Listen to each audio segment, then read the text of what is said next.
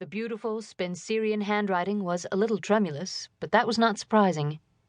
Great Aunt Ida was getting on. She and Laurie shared a birthday, so it wasn't hard for Laurie to figure out the old lady's age. Ida had been 68 the year Laurie was 16. She had spent most of that summer at Idlewood, and they had had a joint birthday party. So Ida was now 75. Her mind was as sharp as ever, though. The meticulous grammar and formal phrasing learned in Ida's long-ago school days were still faultless. "My dear Laura," the letter began, "far be it from me to place an additional burden on your time. I know the demands of a scholar's life and realize you must be burning midnight oil with your books." Laurie grinned again at that. She had been burning the midnight oil all right, but not with her books. How typical of her great-aunt to enclose that phrase in quotation marks, as if it were a bit of daring slang.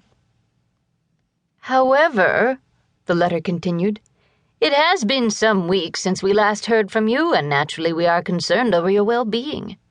I trust you do not leave your apartment after dark. The news broadcasts these days horrify us with their accounts of violence in the cities. I wish you would seriously consider coming to us to finish your dissertation. Our library is excellent, as you know. Your old room is waiting for you.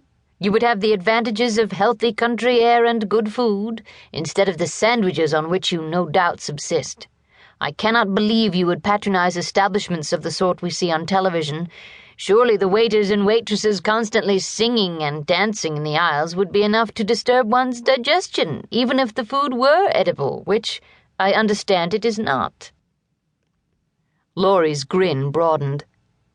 Did Ida really suppose that the overworked employees of McDonald's and Roy Rogers burst into song whenever someone ordered a hamburger?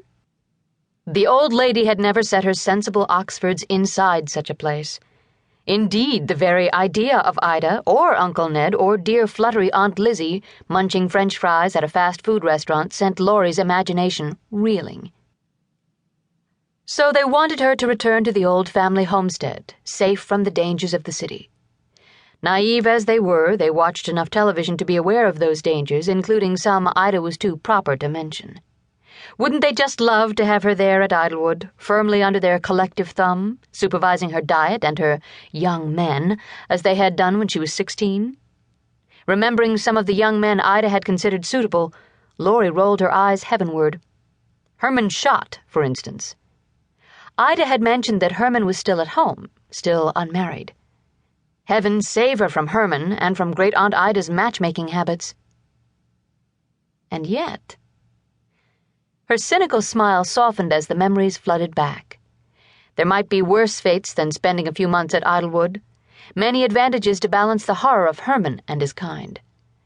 Idlewood had been her summer home for over 10 years, and she loved it as much as the old people did. The stone house had stood on the hilltop for more than 200 years. Walls 3 feet thick resisted the cold winds from the western mountains. Cedars and pines formed a protective barrier around it. The first Morton to come to Maryland, fleeing the harsh retaliation of a Hanoverian king, had carried his Stuart loyalties and his threadbare kilt to the New World, his only wealth the cut-glass goblet with the Stuart rose, which had been used to drink the forbidden toast to Bonnie Prince Charlie. In the fertile farmlands of western Maryland, he had won a grant of land and founded a family. Unlike many a feckless Highland cavalier, Angus Morton had been a hard worker and a shrewd businessman. He and his descendants had prospered. In the early part of the 20th century, Idlewood had been one of the great studs of Maryland, producing 2 Derby winners. The lovely blooded horses no longer graced the white-fenced pastures, but the original grant of over 300 acres remained. Fields and pastures had been leased to neighboring farmers, but acres of tangled woods were untouched, giving sanctuary to Uncle Ned's beloved birds and animals. No hunter ever carried a gun onto the Morton property. The local people knew that Ned haunted the woods like a benevolent troll, and that he was perfectly capable of smashing an expensive rifle to tatters against a rock if he caught someone violating his no trespassing signs. Despite his age, Laurie realized he must be nearing 78. He was in superb physical condition, probably because he spent most of his waking hours out of doors. Ned had been the first one to welcome her to Idlewood.